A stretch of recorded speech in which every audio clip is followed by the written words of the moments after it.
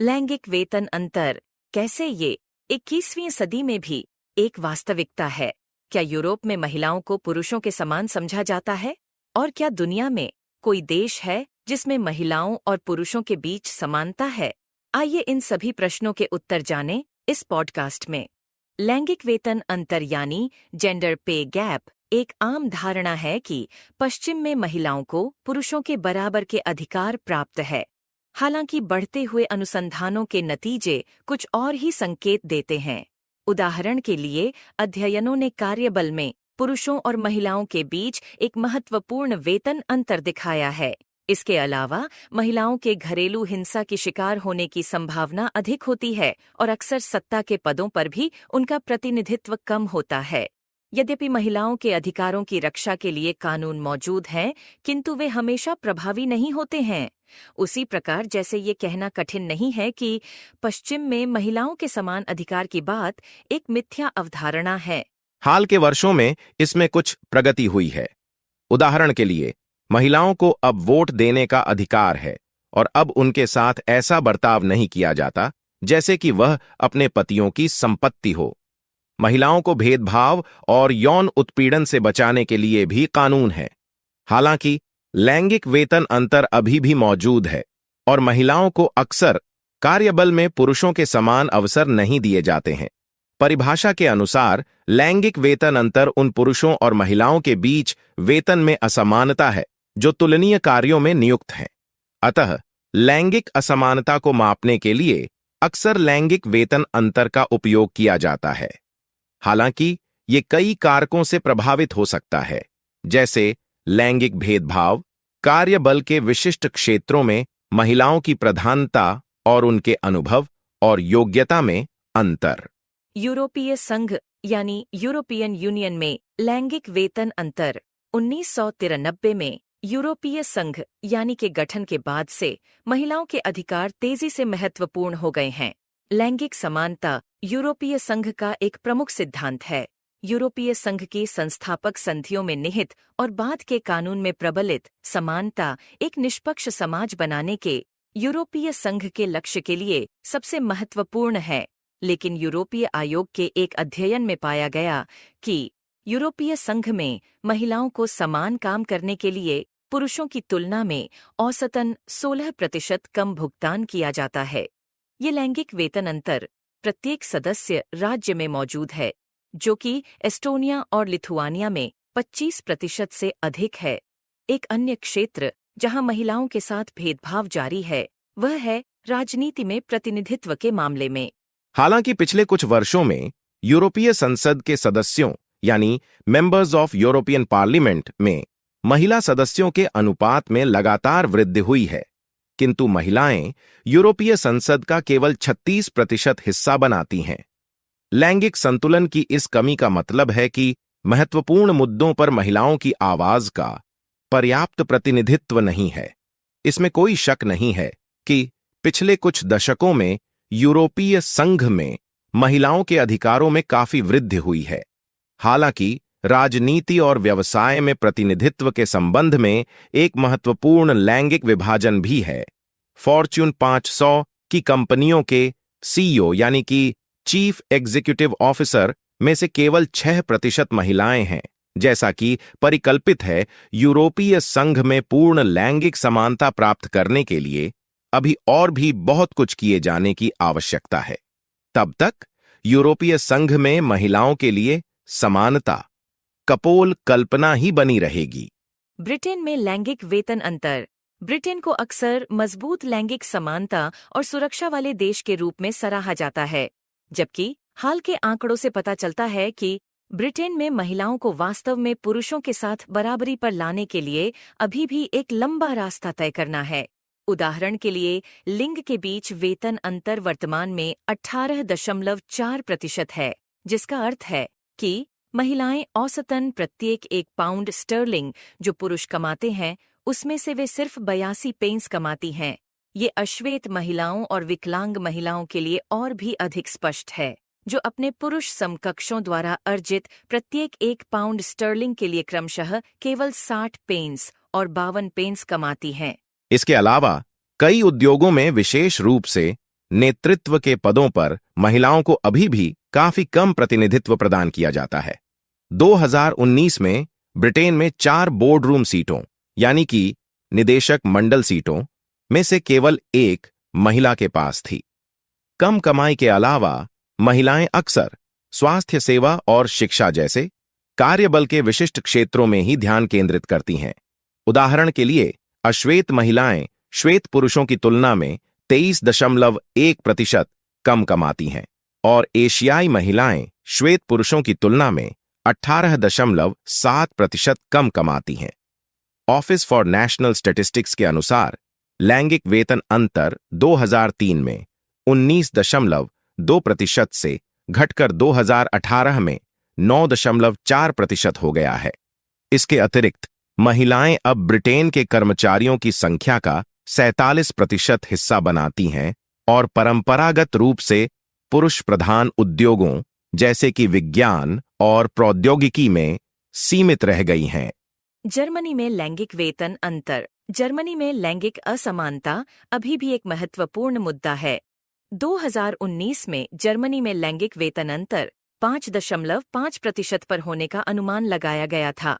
ये यूरोपीय संघ के औसत लैंगिक वेतन अंतर 16.2% से कम है और फ्रांस, इटली और ब्रिटेन जैसी अन्य बड़ी यूरोपीय अर्थव्यवस्थाओं में लैंगिक वेतन अंतर से भी कम है।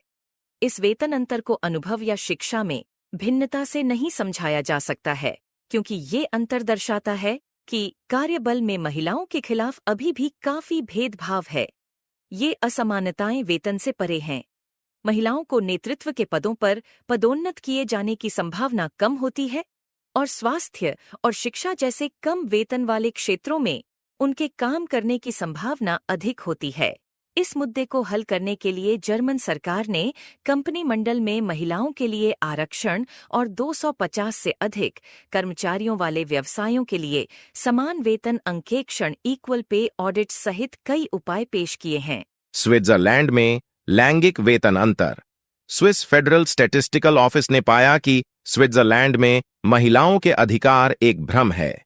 हालांकि स्विट्जरलैंड दुनिया के सबसे विकसित देशों में से एक है, किंतु शोध में पाया गया कि जीवन के कई क्षेत्रों में अभी भी महिलाओं के साथ भेदभाव किया जाता है।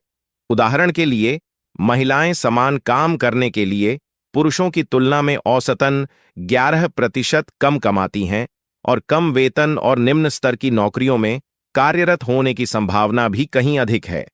इसके अलावा महिलाओं के पास संपत्ति होने या उनके नाम पर बैंक खाता होने की संभावना भी कम है। स्विट्जरलैंड में महिलाओं को 1971 से केवल वोट देने और चुनाव में खड़े होने का अधिकार दिया गया है। हालांकि ये सच है कि स्विस कानून कई मायनों में महिलाओं को पुरुषों के समान अधिकार देता है, फिर भी स्विट्जरलैंड में समानता को वाकई में एक वास्तविकता बनने से पहले अभी भी एक लंबा और कठिन रास्ता तय करना है। पिछले कुछ दशकों में काफी प्रगति के बावजूद अमेरिका में महिलाओं को अभी भी शिक्षा, रोजगार और आमदनी सहित कई क्षेत्रों में महत्वपूर्ण असमानताओं का सामना करना पड़ता है।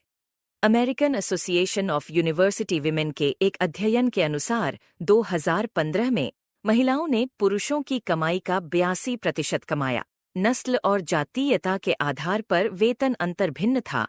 हिस्पैनिक और लैटिना महिलाओं की कमाई गैर हिस्पैनिक गोरे यानी व्हाइट नॉन हिस्पैनिक पुरुषों की कमाई का केवल 54% थी।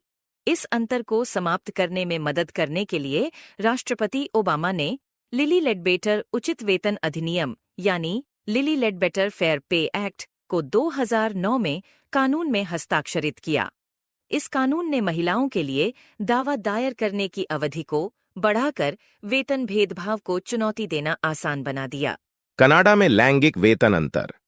2019 में विश्व आर्थिक मंच यानी वर्ल्ड इकोनॉमिक फोरम ने कनाडा को दुनिया के 6ठे स्त्री पुरुष समानता वाले देश के रूप में स्थान दिया। किंतु फिर भी जब समानता हासिल करने की बात आती है तो कनाडा में अभी भी महिलाओं को महत्वपूर्ण बाधाओं का सामना करना पड़ता है। Canadian centre for policy alternatives के एक अध्ययन में पाया गया कि कनाडा में लैंगिक वेतन अंतर बढ़ रहा है, कम नहीं हो रहा है, जैसा कि कई लोगों ने आशा की थी। अध्ययन में पाया गया कि औसतन महिलाएं पुरुषों द्वारा कमाए गए प्रत्येक डॉलर के लिए सिर्फ 87 सेंट कमाती हैं, यानी कि 13% का वेतन अंतर। जब व्यवसाय, शिक्षा और अनुभव सहित सभी कारकों पर समग्र दृष्टिकोण रखे तो ये वेतन अंतर बढ़कर 20% हो जाता है। कनाडा के राजनीतिक नेतृत्व में विविधता का एक महत्वपूर्ण अभाव भी है। हालांकि कनाडा की आधी आबादी में महिलाएं शामिल हैं, तब भी केवल 26% संसद सदस्य महिलाएं हैं। सीनेट यानी कि प्रबंधकारिणी समिति और प्रांतीय प्रमुखों में उनकी संख्या और भी कम हो जाती है। कनाडा में लैंगिक वेतन अंतर 2019 में विश्व आर्थिक मंच यानी वर्ल्ड इकोनॉमिक फोरम ने कनाडा को दुनिया के 6ठे स्त्री पुरुष समानता वाले देश के रूप में स्थान दिया। किंतु फिर भी जब समानता हासिल करने की बात आती है तो कनाडा में अभी भी महिलाओं को महत्वपूर्ण बाधाओं का सामना करना पड़ता है। Canadian centre for policy alternatives के एक अध्ययन में पाया गया कि कनाडा में लैंगिक वेतन अंतर बढ़ रहा है, कम नहीं हो रहा है, जैसा कि कई लोगों ने आशा की थी। अध्ययन में पाया गया कि औसतन महिलाएं पुरुषों द्वारा कमाए गए प्रत्येक डॉलर के लिए सिर्फ 87 सेंट कमाती हैं, यानी कि 13% का वेतन अंतर। जब व्यवसाय, शिक्षा और अनुभव सहित सभी कारकों पर समग्र दृष्टिकोण रखे तो ये वेतन अंतर बढ़कर 20% हो जाता है। कनाडा के राजनीतिक नेतृत्व में विविधता का एक महत्वपूर्ण अभाव भी है। हालांकि कनाडा की आधी आबादी में महिलाएं शामिल हैं, तब भी केवल 26% संसद सदस्य महिलाएं हैं। सीनेट यानी कि प्रबंधकारिणी समिति और प्रांतीय प्रमुखों में उनकी संख्या और भी कम हो जाती है। इन सभी लैंगिक वेतन अंतर मुद्दों के लिए जवाबी दलील ये है कि पूरे इतिहास में महिलाओं को समाज की देख रेख करने वाला माना गया है। वे बच्चों की देखभाल और पालन पोषण के लिए जिम्मेदार हैं, जबकि पुरुष जीविका हेतु नौकरी करने बाहर जाते हैं, जो उन्हें अपने समाज में धन के साथ एक दर्जा भी प्रदान कर सकता है। यूनिवर्सिटी ऑफ ईस्ट एंग्लिया में आधुनिक ब्रिटिश इतिहास की प्रोफेसर एमा ग्रिफिन के अनुसार लैंगिक अंतर को स्वाभाविक रूप से देखा जाने लगा। एक रोचक लेख में श्रम का लैंगिक विभाजन कैसे हुआ में उन्होंने लिखा कि विक्टोरियन लोगों के अनुसार महिलाओं का स्वाभाविक रूप से मातृत्व और घर की ओर झुकाव था, जबकि पुरुषों के लिए स्वाभाविक रूप से तय था कि वे शासन, नियंत्रण और घर से बाहर काम करेंगे। और इस तरह महिला के लिए कम वेतन केवल इस विश्व दृष्टि की अभिव्यक्ति नहीं थी, बल्कि उन्होंने भी इसे बनाने में मदद की। लैंगिक वेतन अंतर होने का कारण एडम स्मिथ इंस्टीट्यूट्स के बेन साउथवुड बताते हैं कि महत्वपूर्ण वर्षों के दौरान महिलाएं श्रम बाजार छोड़ देती हैं, जो उन्हें श्रम बाजार की शर्तों में काफी हद तक पीछे कर देती हैं। परिणाम स्वरूप वे बच्चों और उनको पाल पोस कर बड़ा करने के लिए समय निकालने का फैसला करती हैं और अधिक लचीले काम या कम मांग वाली नौकरियों में जाती हैं।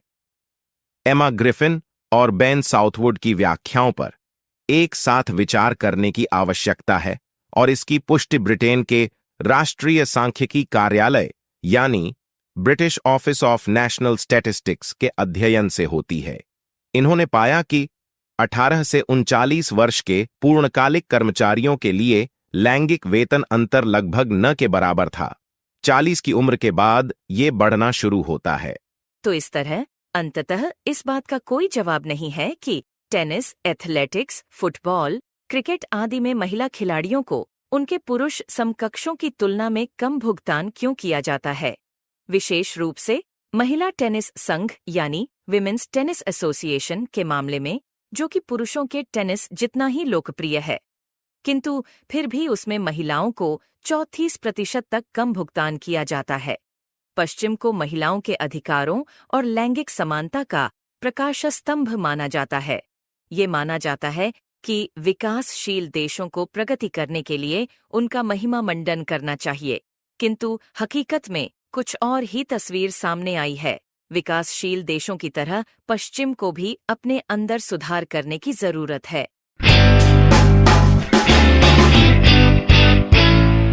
तो ये था एक्सपर्ट एक्स का एक और संस्करण। ऐसे अन्य विषयों के लिए हमसे आगे भी जुड़े रहिए। धन्यवाद।